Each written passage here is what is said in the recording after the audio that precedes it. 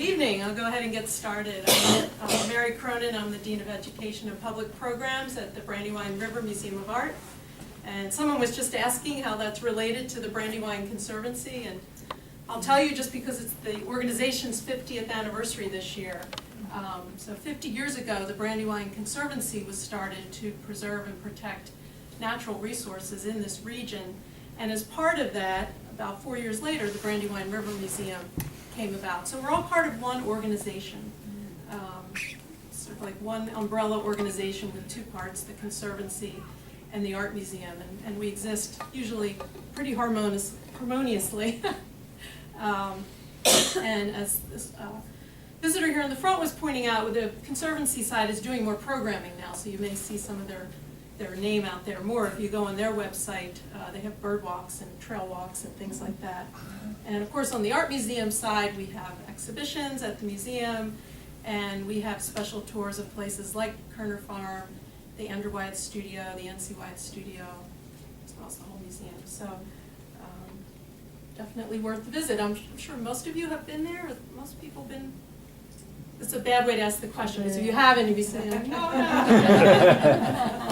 But if you haven't been, I hope this will inspire you to come at least visit the museum sometime. At least probably this summer would be a great time to visit the museum. It's also the 100th anniversary of the birth of Andrew Wyeth, and he was born in 1917. And the museum opening on June 24th will have one of the largest exhibitions ever mounted of his work. Over 100 works are going to be on view. 2 levels of the museum, all Andrew Wyeth, borrowed from all over the country and the world, actually. There's a painting coming from Japan that he painted in 1950, and then it was sold to a Japanese collector, and it hasn't been back to the U.S. since then. So it'll be exciting to see that work as well as others. So that's my little advertisement to hopefully inspire you to come out to Brandywine this summer. And tonight's topic is specifically Andrew Wyeth at Koerner Farm. And I don't know how familiar people are with Koerner Farm. How many people have heard of Koerner Farm? You're somewhat familiar. Okay, so it's familiar to most folks here. So it's, of course, it's a place that Andrew Wyeth painted for over 70 years and did about 1,000 sketches, drawings, as well as tempera paintings, watercolor works of this place. And his relationship with that farm is going to be our topic tonight. So we'll get started. And in 1976, Andrew Wyeth's wife, Betsy, published a book called Wyeth at Koerners that some of you may have seen. It's very large. It's the size of your coffee table, if you have it. And she wrote this in the preface. She said, "May this experience at Koerners increase your understanding of one man's creative involvement with one place, and may you see a little deeper beneath the surface and sense the meanings that lie hidden there." And I think what she's talking about there is just how Wyeth spent a good deal of his life returning to certain subjects that he felt very strongly about. And Koerner Farm was one of those subjects, and one of those places that he returned to over and over again. And by looking at his experiences there, you can get a better sense of Wyeth as an artist and how he worked. But first we'll take a look at Wyeth as a child. Here's a portrait of Andrew Wyeth when he was about 5 years old, done by his father, the artist N.C. Wyeth. And you can see his mischievous nature here. And N.C. had his son hold this toy fire engine as a way to get him to sit still. Also promised him a visit to a real fire engine as a reward for having his portrait painted. Andrew was the youngest of 5 children, and he was somewhat sickly as a child, so his father did not send him to formal school. His 4 older siblings did go to school, but Andrew was tutored at home, and he had quite a bit of free time to roam the countryside and really explore his interest. And probably his greatest interest, even from a young age, was drawing. Was really doing art. And this is not a childhood drawing, but it's very similar to one. This is a drawing that Andrew did in his early 20s actually as an illustration. But a lot of his childhood drawings were just like this. He was always drawing the countryside in this area and filling it with soldiers, with medieval knights. In this case, this is actually a battle that might have happened here, but many of his childhood drawings show knights and castles and things, but set in medieval Chatsford. And here's another portrait of Andrew by N.C. Wyeth. And here we can see the young Andrew at about age 16. And here he is doing some of his early artwork. He is sketching the family dog, Lupe, here. And his close friend David Lawrence is helping the dog to sit still, helping the model to pose for his portrait. And it was at this age, about the age of 15, that N.C. Wyeth had his son Andrew come into his studio and really start to study art. So Andrew Wyeth's only art teacher was his father, and he started that education in art much like most artists do, drawing these plaster casts, doing still lifes. It was rather repetitive work, but very important for getting a good basis in being trained in art. And Andrew Wyeth said, you have to know the rules in order to break them. So that was his comment on his childhood art education. Early in his career, Wyeth began working in watercolor, and that really was his preferred medium at the beginning of his career in his early 20s. And he often did these paintings up in Maine. So the Wyeth family lived in Chatsford, Pennsylvania, but they also had a home up on coastal Maine. And so Andrew Wyeth would spend much of his summers up there, and that countryside up there, that the sea, the fishermen, all of that really captured his imagination and lent itself to subject matter for these really free and exciting watercolors. If you've ever seen any of these works on view in person, they're really interesting. And I know we often think about Andrew Wyeth work being dark and very monochromatic and more tighter brush stroke, but a lot of his watercolors are very different from that, and they're interesting to see for that reason. So this is one from 1937. Wyeth had a very early success with these works. In 1936, he had a one-man show at the Macbeth Gallery in New York City. It sold out within 3 days. And it was significant because that was during the Depression, and art really wasn't selling well.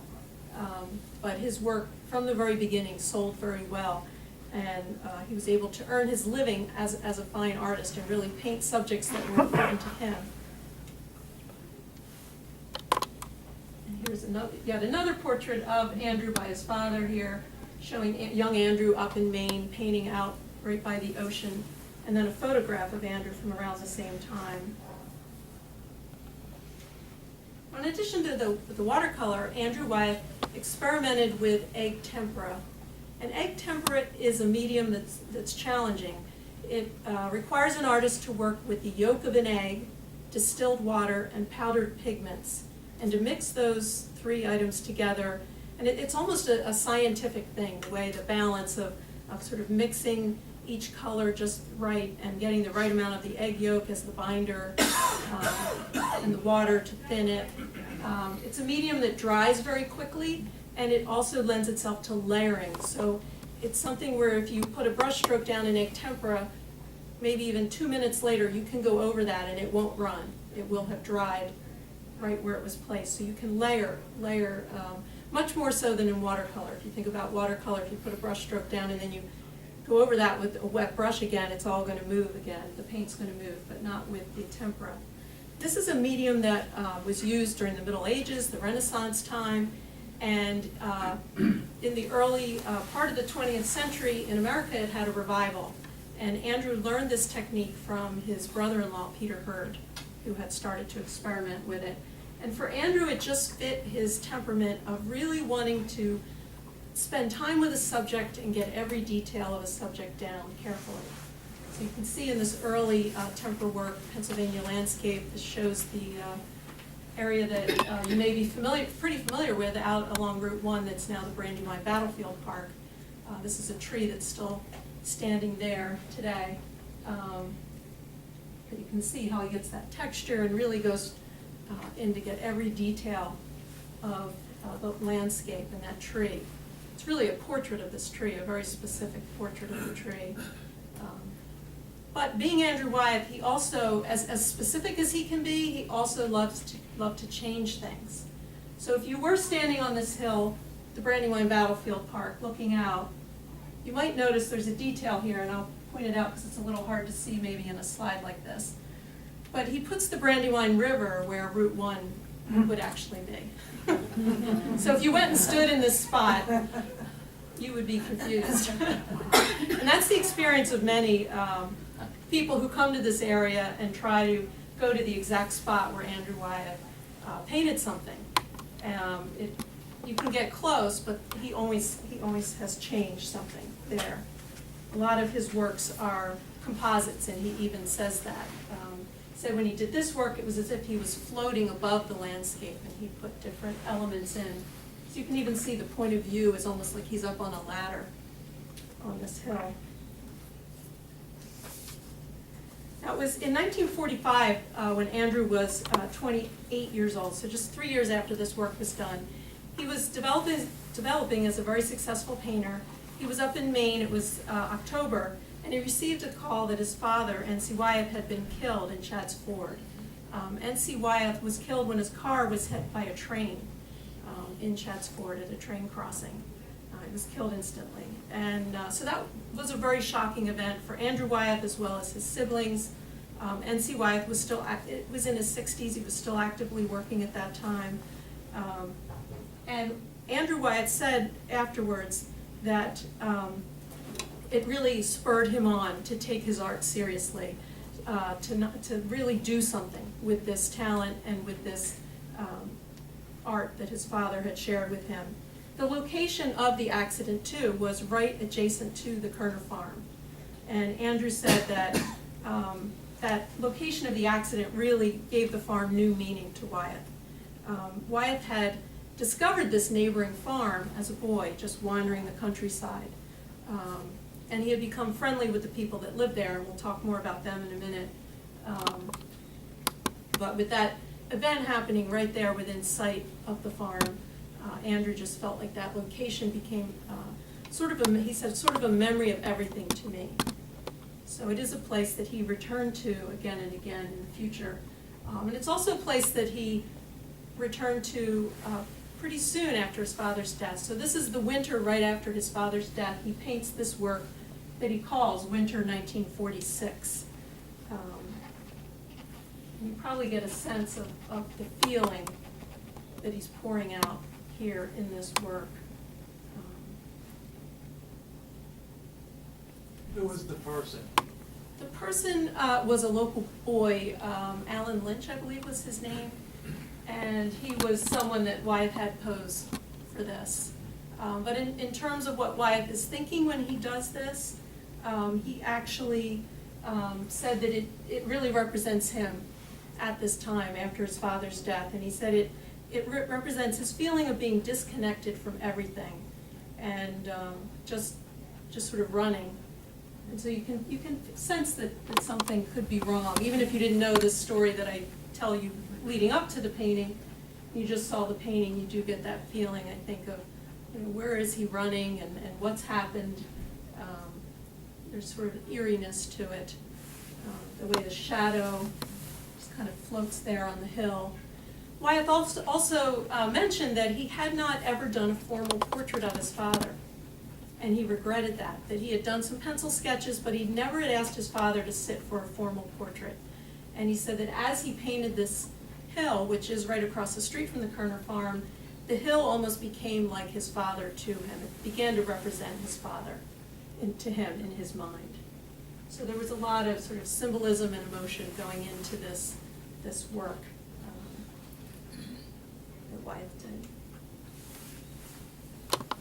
Here's an early photograph of the Koerner farm. This farm actually has a long history. So for about 200 years, over 200 years, it's been a working farm. And it originally was known as Ring Farm. There was a man named Benjamin Ring, who was a Quaker, was believed to have acquired the property in the mid-18th century and then Ring family members continued to work the farm throughout the late 18th and the early 19th centuries. The original property had 100 acres. Today it has 33 acres. The house that you see here was most likely built in the early 19th century. And the barn that you see here is actually a replacement of the original barn. The original barn was from about 1895. And believe it or not, there's a train line that runs right here, which I obviously just told you about NC mishap there. But a spark from a passing train actually caught the original barn on fire. And the train company sent a replacement, a mail order barn. So this barn, I'm not really sure how that worked, but the replacement barn came by train, was a mail order barn, then was installed. It is, if you go there today, it's a bank barn, and there are stone portions of it as well. So I think that probably the prefab part would be some of the top sections of it. It's kind of interesting just to think about. Can I ask you what year that was? This photo, I mean, the barn, the prefab barn being built? the barn, I just say that you have that. Oh, this one date, okay, this is the 1885 I have. So this is the mail order replacement. So it's from 1885 and it's a double-decker bank barn, which means it's built into the bank. So in the front, it's down low here, and in the back, you can go right in on the second floor because it's built into the hillside there. So I don't know what date the original barn then was that burned, but this replacement is 1895. The other part of this property's story is that it was part of the Battle of Brandywine. This land, not necessarily these buildings, but this land was part of the land that the troops moved over during the Battle of Brandywine, and there have been cannonballs and other things found on the property that point to that history. Soldiers marched down what is now Ring Road at that time. And Andrew Wyeth found that aspect of the property fascinating. He always thought that was very, very interesting. And he was very well aware of that history. A little bit about the people then that came to live there, the Koerners, and how it got to be the Koerner farm.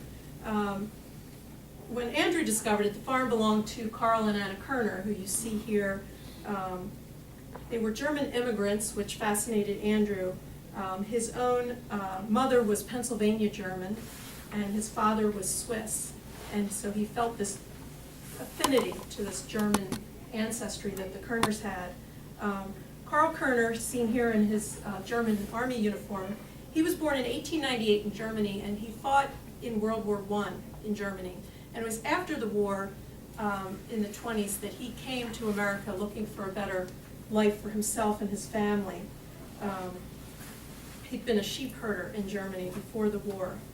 And he later sent for his wife Anna, that we see here, and his eldest daughter, whose name was Louise, to join him in America. And they started renting the farm in 1926, not too long after Anna arrived. Originally, Carl was in Philadelphia, and when Anna came, she really did not like the city. They were not from a city in Germany. They were from the countryside. And so the idea of getting out into the countryside and doing farming was much more appealing to them. And here's some later photographs of the Koerners, of Carl and Anna. They were able to purchase the farm after 14 years of renting it.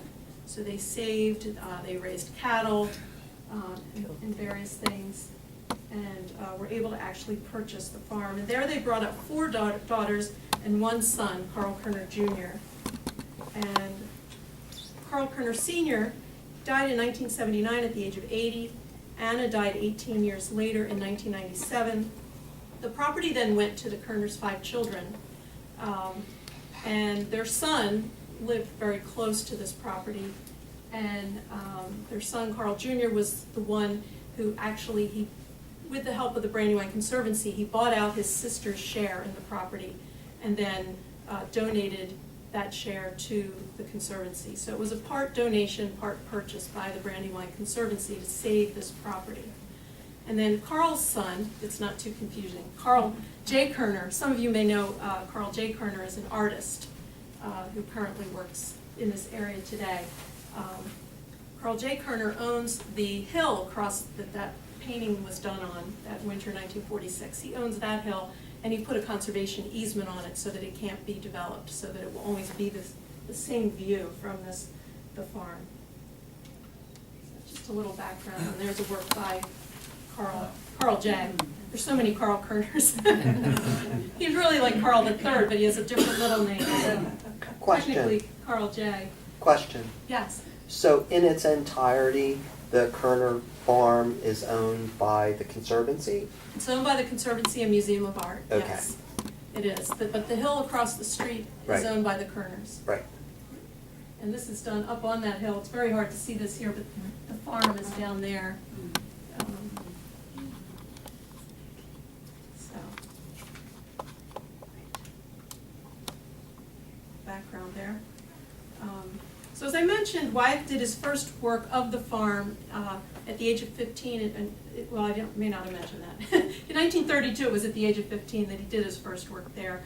But then he did continue to work there for many, many years. And Wyeth said, "Koerners is right over the hill from where I was born. As a small boy, I wandered over there almost every day. I've always been fascinated by soldiers, particularly those of the First World War. I was intrigued by the fact that Karl Koerner was a soldier who fought in the German army at the Battle of Marne. Starting when I was very young, Karl would talk to me about his war experiences. You see, all of that got my imagination going." So you can imagine this. Andrew Wyeth was probably about 8 years old when his father took him into Wilmington, Delaware to see The Big Parade, which was a King Vidor silent film about World War I, and showed all kinds of battle scenes, not too graphic, it's a silent film. But Andrew Wyeth was fascinated by this film. And as an adult, he purchased a copy of the film, and his son Jamie estimates that he may have seen it 300 or 400 times. He showed it to everyone in his studio. He based works that you wouldn't even guess were based on that film. So at any rate, that was a big part of Andrew Wyeth's fascination also with Koerners. And another part of Wyeth's interest in this farm was that he could come and go at will. He made friends with the Koerners when he was young, and to them he was just Andy. They gave him a key to the house. He could come and go at will. He painted the people, he painted the place, he was in and out, and it was all a source of inspiration for him, and they didn't change what they were doing because he was there. And that made it a very valuable place for him to be able to work. He could be an unseen observer. And he often painted the cattle, the brown Swiss cattle, and you can see that here. This is Young Bull, 1960. And here, Andrew Wyeth noted that he used this really long piece of watercolor paper. If you look at this, this is not a typical rectangle, but it's a very long rectangle. He had this piece of paper, and he decided to stretch the whole thing out and to capture this bull right along the wall there in the barnyard. And the same bull, you will see, is here in this view from inside the barn. If you've been to the Brandywine Museum at all lately, you may have seen this work. It's privately owned, but it's been on loan to the museum. And it's a really interesting work to spend some time with, just to see how Wyeth works. Now, he said, first of all, the thing that got him going to do this work was the sound of the running water. This is a spring that ran right through the barn, and it still does. The water just runs. And so you can hear this running water. And he thought that the echo was really peculiar, and he started to imagine that it was like an Egyptian tomb. I'm not sure why, but that's the imagination of the artist here. But here he captures this trowel in the foreground, and then this view out the window, and there you can see that possibly that same cow or bull lined up there against the wall, lined up exactly parallel to it.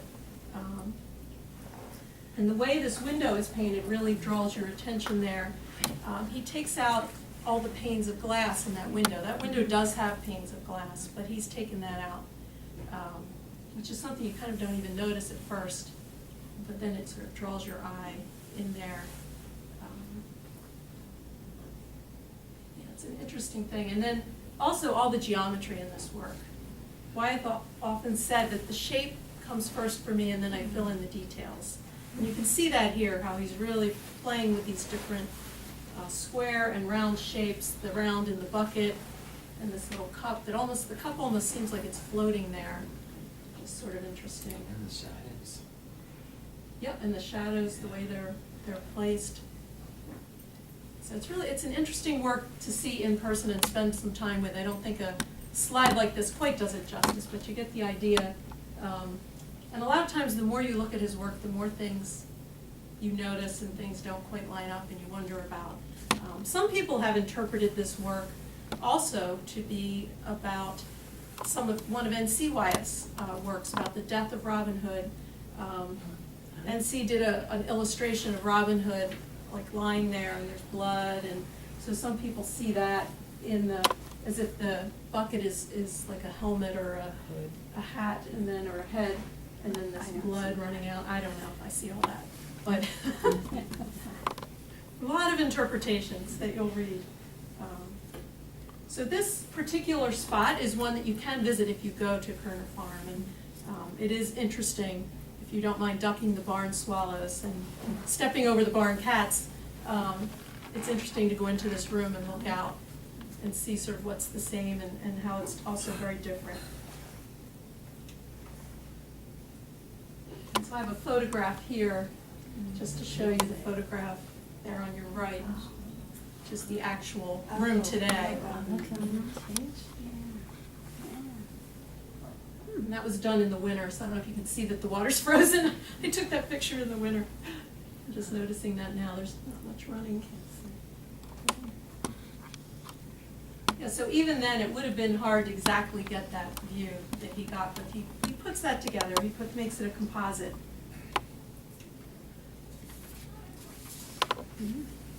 This is another work that Wyeth did. This one is very long as well, Brown Swiss. And in this case, it's from 1957. It's an early tempera of the farm. And he said that the painting began with a study of one of the brown Swiss cattle. But then he decided that it was stronger not to even have them in there. So he includes them just through these different tracks. So they're the tracks where that the cows have worn down the grass there. He leaves that in, but he doesn't actually put the cows into the work. But he calls this a double portrait of the house and everything that was happening there. So you can see how it's reflected here in the pond, house up there and then the pond. When the Conservancy and Museum acquired the property, Andrew Wyeth was still living at that time, and he had a request that this pond be dug out and recreated. It had filled in over the years with just lots of reeds and overgrowth, and that was something he asked, could it be redone? And so it has been redone. It was quite a project because they found bog turtles there. So you couldn't just redig it, it had to be done in the ecologically correct way, but they did, yeah. Do you know why he left a lot of the windows in the house in this particular painting?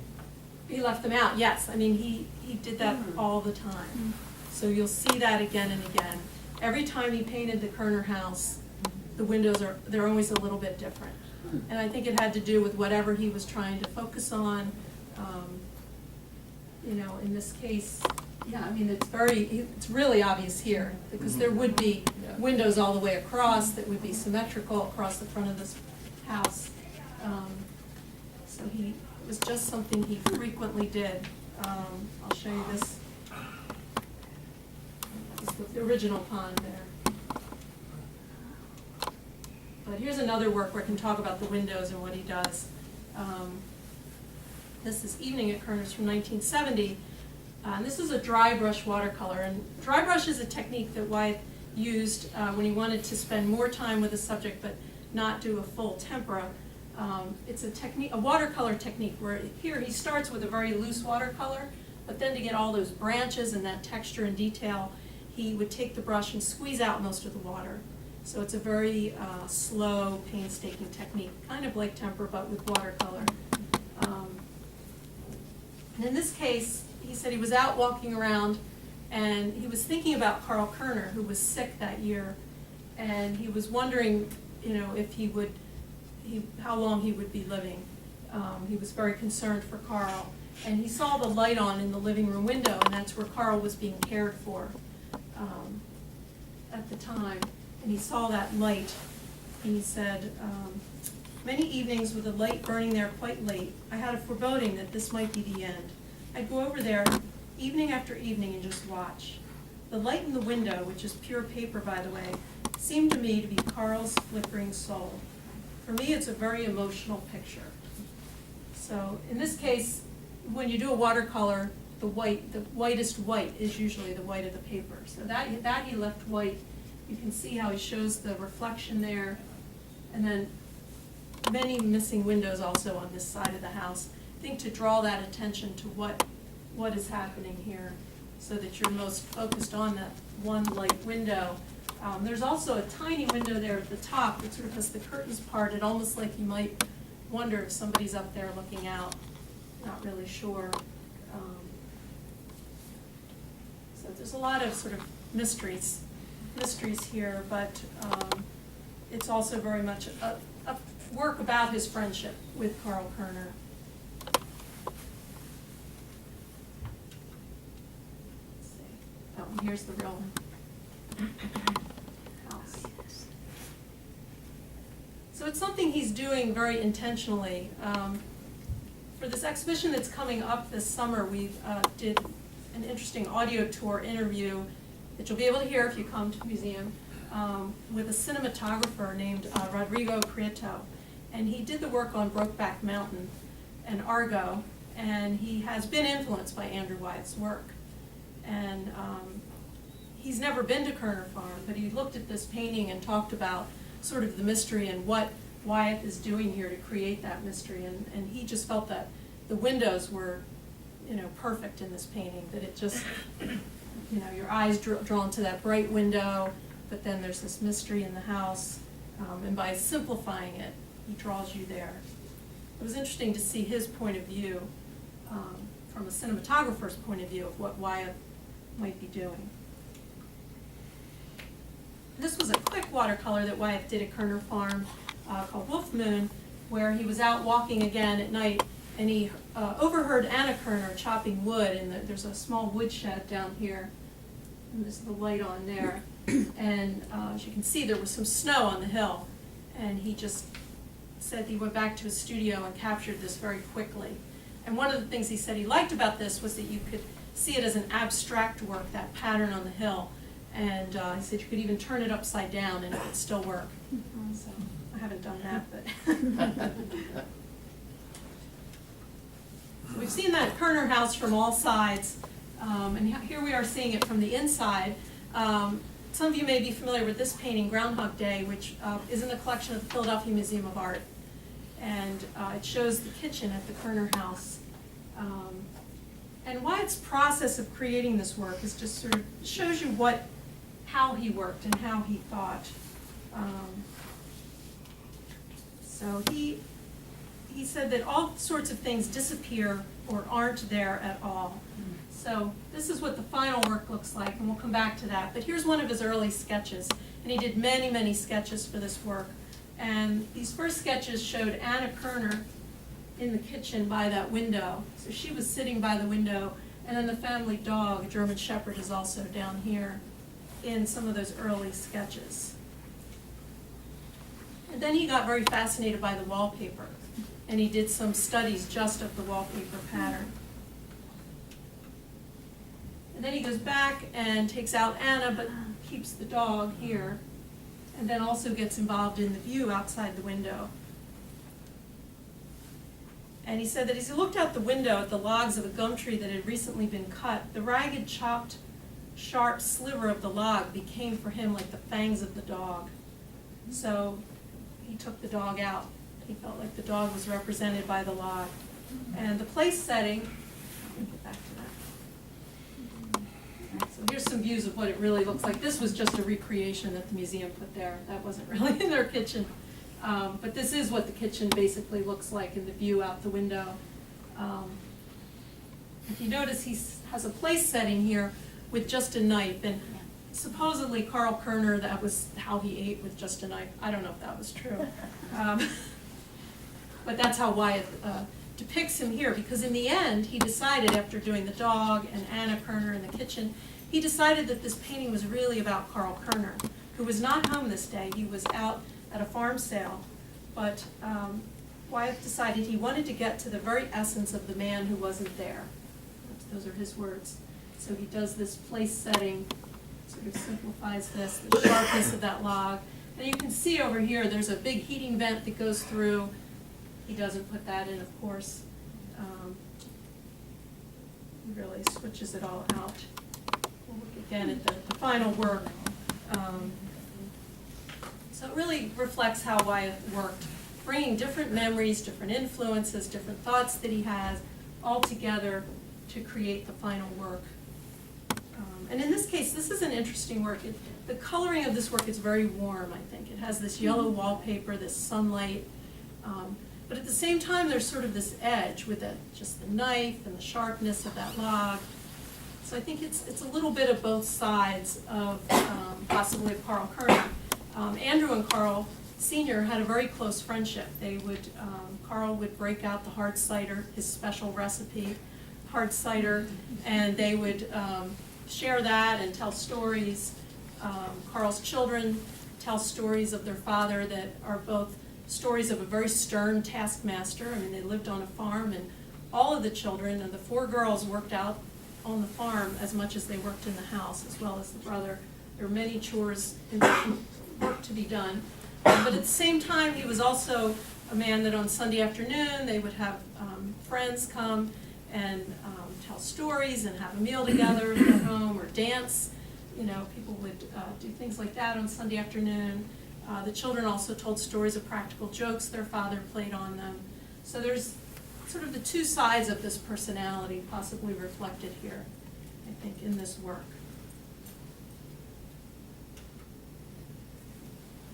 And here's the work with Anna Koerner, kitchen. A lot of times Andrew Wyeth would focus on the senses. So not just what he was seeing, but what he was hearing, like in the Koerner barn, or in this case, what he was smelling. And he always talked about the Koerner house, for him, being represented by the smells of Anna's cooking. The onions and things like that, the strong cooking smells that he was familiar with. Anna didn't pose much for Andrew Wyeth. She was pretty busy. So she didn't really see the point of posing much, but he captured her here quickly in a watercolor. And Home Comfort is actually the name of the stove that's there. She did pose this one time. She posed for only 2 weeks. And here she is in a 3rd floor bedroom looking out from the front of the house at the hill, right across the way there. Anna, there are a lot of stories told about Anna Koerner. She had a difficult life. She came to Germany as a young woman with 1 child, and then soon had 5 children. They were although they had friends in Philadelphia who did speak German and would come out to visit, they were somewhat isolated out in Chadds Ford. It wasn't always, and her family, of course, she had left behind in Germany. So she was quite homesick, but always busy working around the house. For a period, she did have some mental illness and need to be hospitalized, and had to leave the family for a brief time when the children were young. And Carl Koerner, the father, had to actually hire someone to come in and help him for a few years to raise the children. And that was a very difficult period for the family, but she did come through that treatment and come back to the family, and lived there working on that property and that farm into her 90s.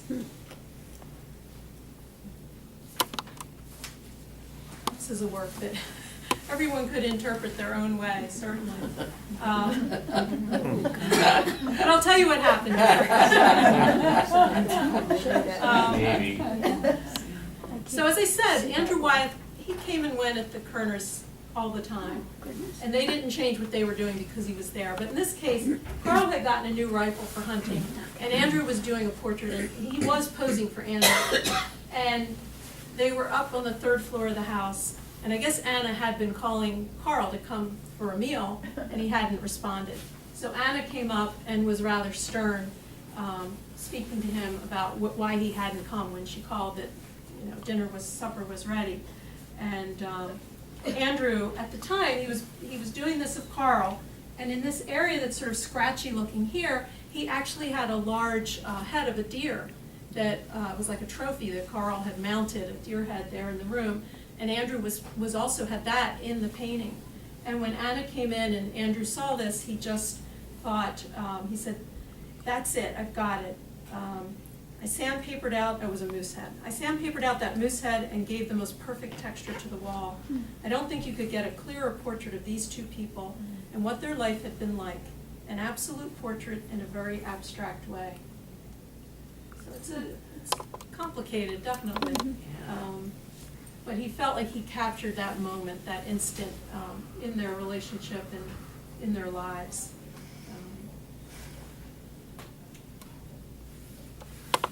And this is one of the rooms on the 3rd floor that's sort of like an attic. And we can't show this to people on the tours because it's up this incredibly dangerous stairway.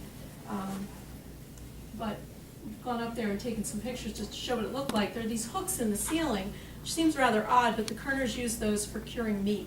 So this was a place where they hung vegetables and meats and things like that.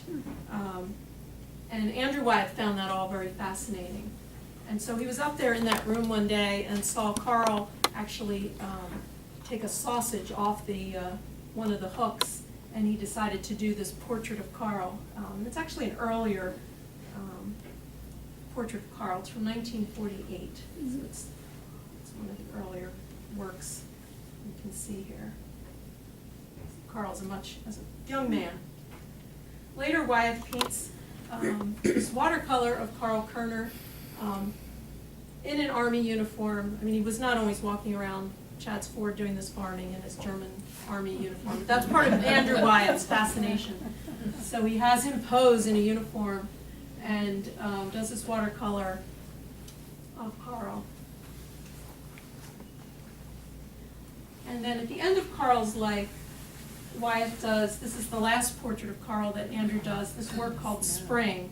And I show it here to sort of show the progression of how did he get to this place with this work. This work always fascinated me, but I couldn't quite understand it until I saw the sketch.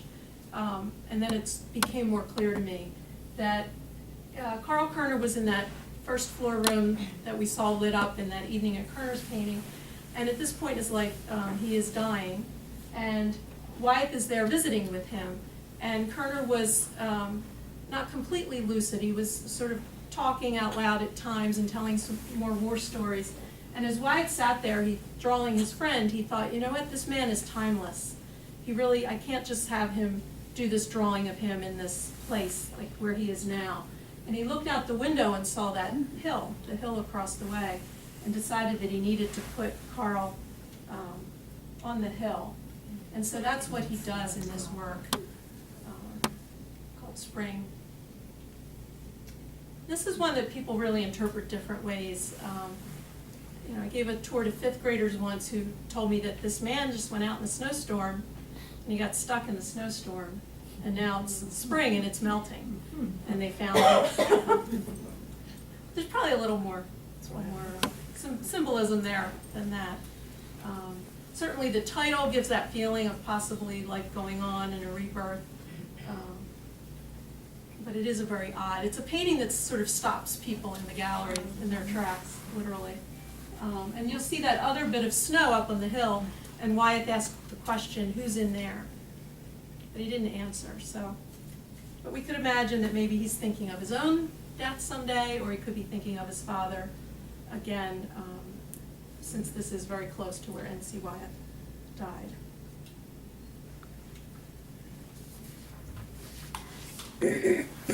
Can't finish this up without getting to Helga.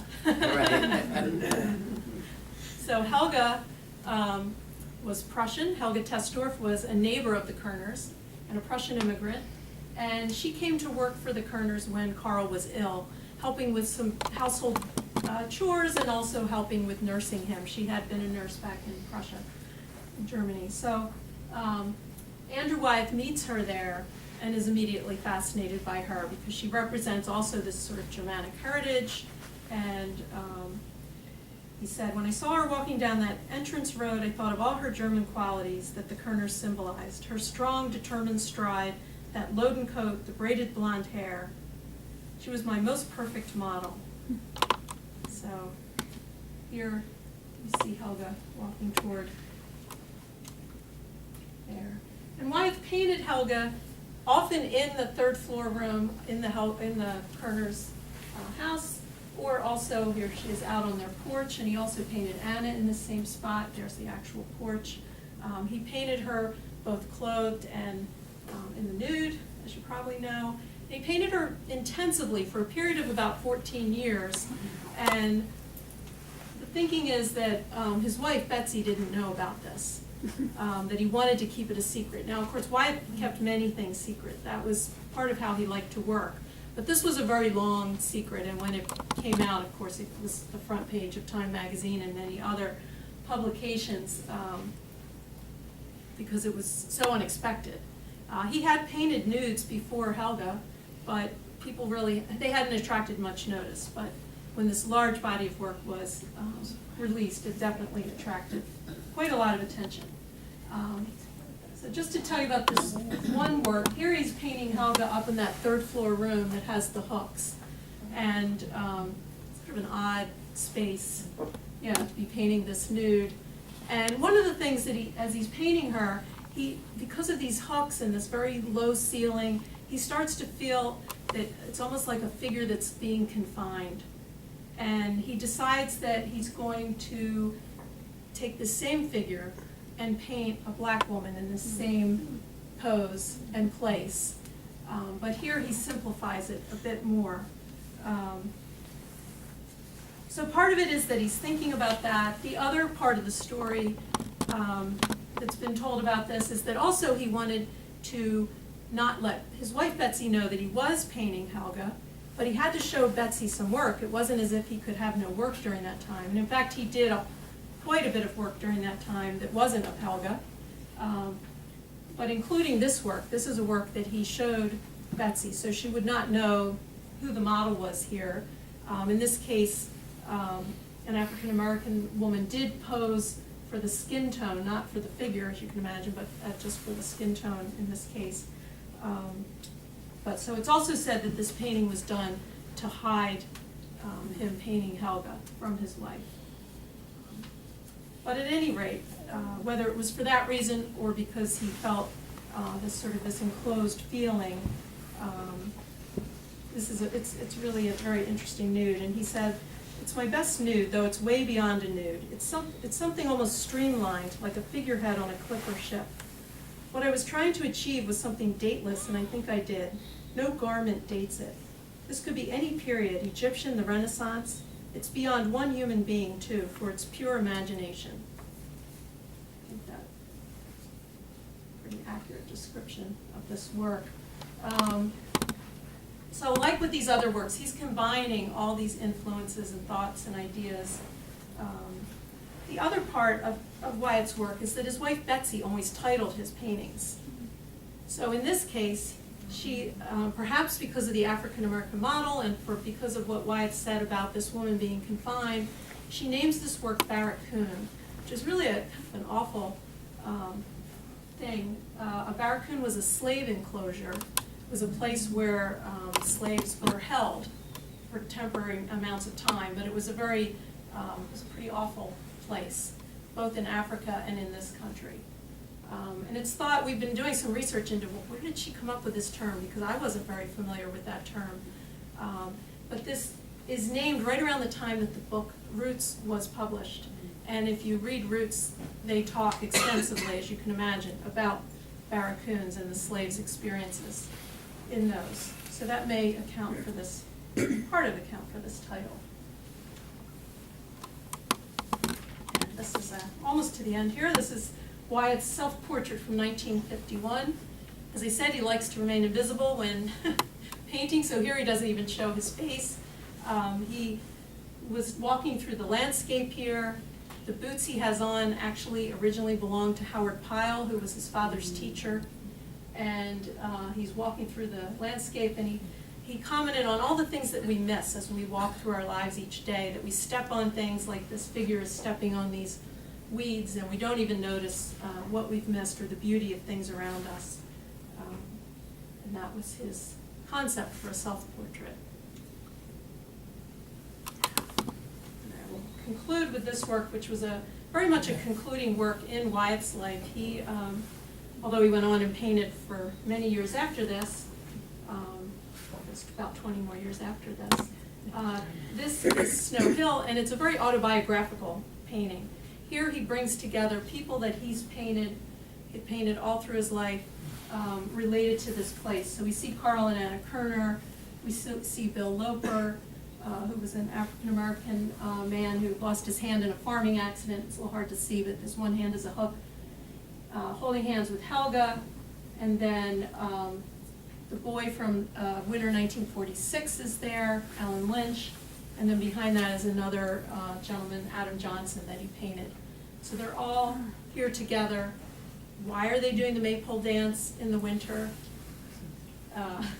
Because Andrew Wyeth brings a lot of different things together. There's different traditions here. Certainly you would have been familiar with the maypole dance. That was something that was done at Chatsford Elementary and still is, I think, every spring. But some have said that there's a German tradition of putting a fir tree up on top of a pole like this, and the Wyeths did that sometimes at their own property, but here he turns that into a maypole. The third streamer over doesn't have a figure. So it's one of those questions that he asks, who might it be? And then down here we see the Koerner farm, we see the train tracks, we see some farm buildings that belong to people that he knew locally. So he brings all of these elements together in this painting. This was done when he was about 70. Of course, he went on and painted for another 20 years. He died in 2009, painted until the year before that, until the end of 2008. He was actively painting. So I hope that this opportunity to just sample some work related to Koerner Farm and Andrew Wyeth has given you some insight into the artist's work, and as I said, I hope it will inspire you to come this summer and see the large retrospective exhibition. There it is. This is the front of the catalog for the exhibition this summer. It's going to be called Andrew Wyeth in Retrospect.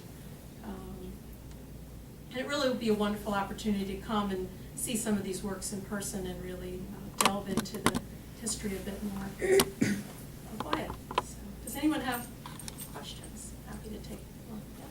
Yeah. In your discussion or your presentation, you said it sort of sounds like you can see the Koerner farm from Route 1. No. Well, can you tell me where it's I was saying located? you could see the Pennsylvania landscape. If you stand by that hill on the Brandywine battlefield property, you can see Route 1. Okay. Yeah, the Koerner farm is near Route 1, but you can't necessarily see Route 1 from there. Is it something you can drive by and see or not? You can drive right down Ring Road. So if you're on Route 1, Ring Road is, depending on which direction you're coming, let's say you've come down 202 and you're headed south on Route 1.